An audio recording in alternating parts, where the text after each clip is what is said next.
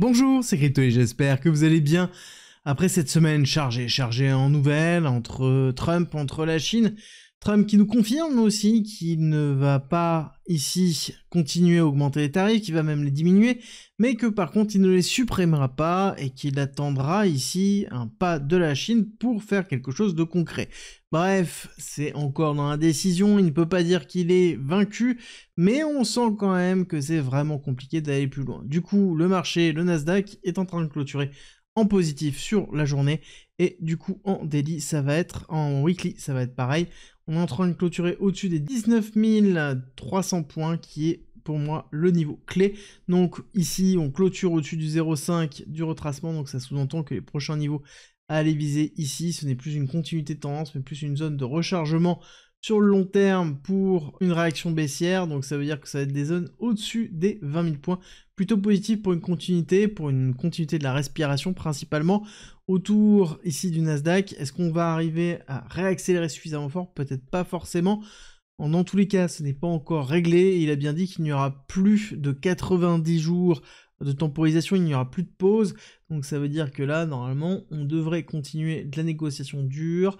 C'est un discours qui permet de réaffermir sa position, alors qu'il a montré des signes de faiblesse par rapport à Chine. Bref, tout ça pour vous dire que c'est positif sur la clôture du Nasdaq. Et quand on regarde le BTC, surtout sur le CME, clôturé, c'est plutôt positif. On est en train de clôturer au-dessus de 94 000, zone très importante, qui va nous permettre d'avoir vraiment la validation d'un retournement au niveau du RSI, ok, mais pas que, vous allez le voir, parce que ce type d'accélération-là nous confirme bien qu'on a bien ici sur l'IMA 50 une belle zone de support en weekly, et quand on regarde un petit peu ce qui s'est passé au niveau même daily, on voit bien qu'on a une belle accélération sur une continuité ici des 1, des 1-1, sur l'impulsion haussière que l'on a pu avoir ici, hein, je veux dire vraiment l'impulsion haussière sur le bottom qui a été posé, retracement, 1 et 1-1, on est allé chercher 95 100, on est en train de valider, et on a un schéma aussi qui est très identique quand même à ce qu'on a pu connaître, que ce soit sur le CME, ou que ce soit sur le daily. Vous allez voir, quand on regarde vraiment les deux IMA, on en avait parlé, et c'est en train de bien se valider. Hop, on dézoome un petit peu pour bien donner la représentation, et on va voir qu'on a bien eu ici un retest, accélération, deuxième retest, et donc globalement ce qu'on attendrait c'est un deuxième retest un petit peu plus tard. Donc là, si on regarde bien l'accélération, 1, 2, 3, 4 semaines, pour retester peut-être les 80 000, 81, 85, 86, on verra jusqu'où on s'arrête.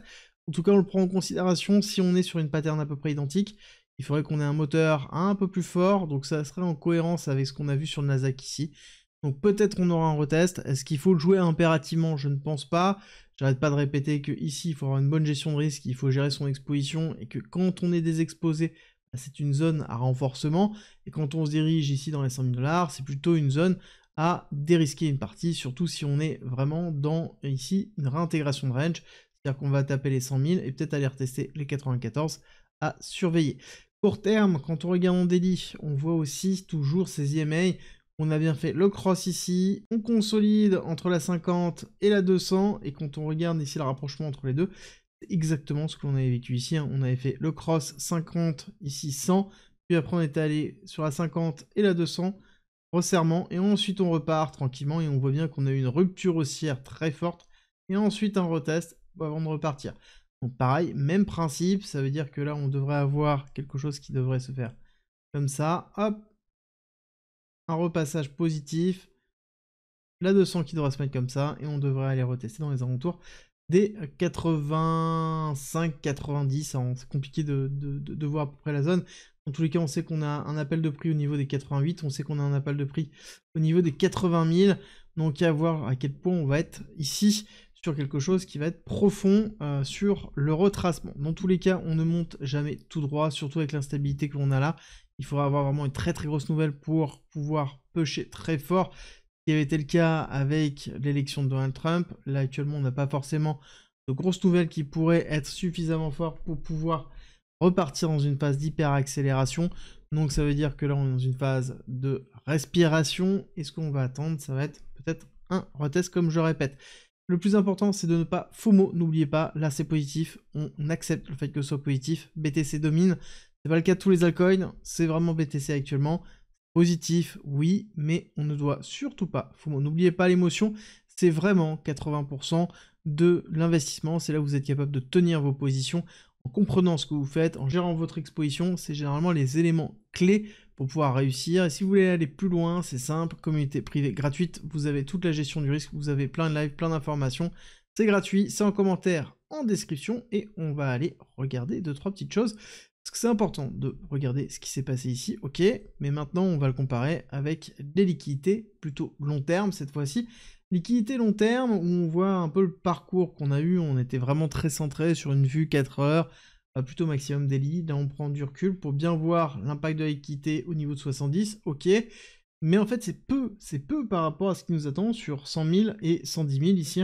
On voit bien le gros niveau de liquidité, il est au niveau des 100K, donc je pense qu'il va être défendu, et en plus c'est vraiment le retour au-dessus de la zone de compression que l'on avait eu pendant toute la période de février, qui était vraiment très longue et qui avait duré, donc c'est-à-dire qu'on pourrait très bien aller chercher les 100K et aller respirer un petit peu avant de refaire une attaque. Les 100K, on sait que c'est très compliqué à les passer, et au vu de la liquidité qu'on est en train d'avoir, on peut très bien se dire qu'en effet, on va galérer.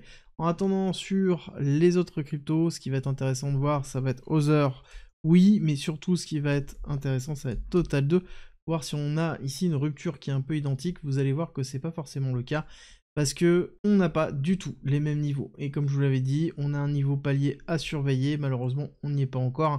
On voit bien que la réaction haussière, elle est plutôt positive, on est bien allé chercher.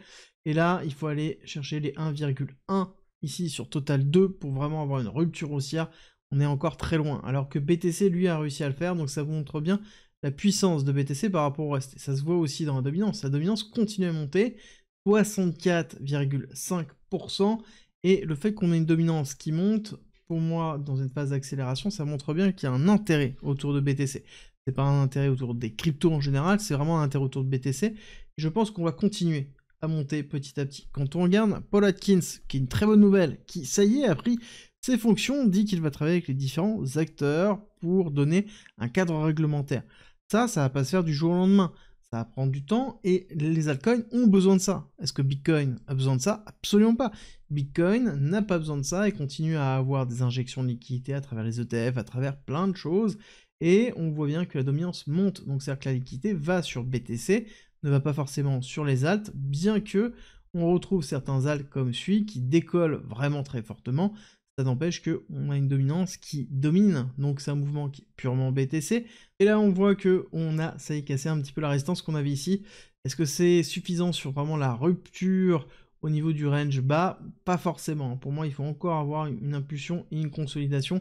Le point positif, c'est qu'on va avoir ici l'open interest qui est en train de repartir à la hausse, sans avoir ici trop de funding rate. Donc on a quand même ici de l'open interest, des leviers qui arrivent, mais qui sont pas non plus trop forts. Ce qu'on aimerait bien, c'est avoir quand même pas mal de short avec une nouvelle un peu poussive pour faire vraiment un short squeeze. Là, ce serait le meilleur moyen d'aller chercher ici, paf, on va chercher les 100 000 $ pour aller chercher la selling zone qui se trouve là. Hop, on va la replacer, tac. Se trouve dans les alentours des 103 000 à 103 900, on en parle depuis relativement longtemps, et c'est d'ailleurs le niveau des 1,618 de l'extension de Fibonacci qu'on est en train de faire. Donc ce serait logique d'aller chercher là. L'autre selling zone à prendre en considération, elle est là, elle est ici.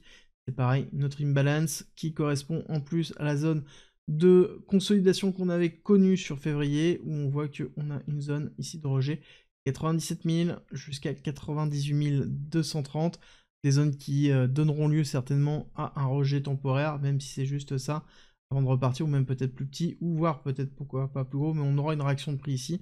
Et certainement aussi dans cette zone-là, à prendre en considération, ce sera quand même, je pense, un peu compliqué à passer, et on verra la puissance que l'on aura surtout le week-end. Moi, ce qui va m'intéresser, ça va être le mouvement du week-end. Est-ce qu'on va avoir ici du volume? Est-ce qu'on va avoir du retail qui est présent? Ou est-ce que c'est vraiment un mouvement purement institutionnel, avec beaucoup d'injections de liquidités qui viennent des États-Unis, ou est-ce qu'il y a autre chose derrière? Et c'est le point qui va être le plus important et qui va driver certainement une partie des altcoins. Si on a de l'injection de liquidité et du volume qui arrive durant le week-end, ce sera plutôt bon signe pour les altcoins par la suite. Je pense qu'on va continuer à avoir des altcoins qui vont suivre BTC tant que BTC continue à pousser ou à ranger. D'accord, on n'oublie pas, hein, si Bitcoin pousse, les altcoins généralement ont tendance à suivre, modérément, mais à suivre. Quand on a un BTC qui stagne, on a les altcoins qui vont pousser ici, et donc là on va avoir la dominance qui va diminuer, et ça ce sera un signal qui sera très positif pour la suite. Ça veut dire qu'on a bien ici une reprise des patterns habituels au niveau altcoin BTC. C'est quelque chose qu'on attendait de revoir depuis relativement longtemps et c'est positif. On est content que ça arrive, ça fait longtemps qu'on attendait ça depuis globalement toute cette chute. On n'arrêtait pas de répéter que justement on est dans une phase de correction qui était plutôt classique. Par contre, ce n'est pas parce qu'on a une réaction haussière qu'on doit FOMO. Je répète encore une fois, on va arriver dans les alentours des 94 100K. C'est une zone où il faut se poser la question sur comment on gère son risque parce qu'il y aura deux scénarios. Le premier sera plutôt bullish comme ça, le second sera peut-être un peu moins sexy avec quelque chose qui fasse comme ça, avec encore un retest baissier. Bon, pour moi, je suis plutôt dans le scénario bullish, mais ça n'empêche qu'il faut quand même gérer son risque, et pour ça, il faut toujours gérer son exposition. C'est simple, concret, et on verra bien comment le cours se tient, notamment quand on arrivera dans ces zones-là. J'espère que cette vidéo vous a plu, si c'est le cas, n'oubliez pas, avant de partir, un petit like, un petit commentaire, et on se retrouve très vite pour une nouvelle vidéo.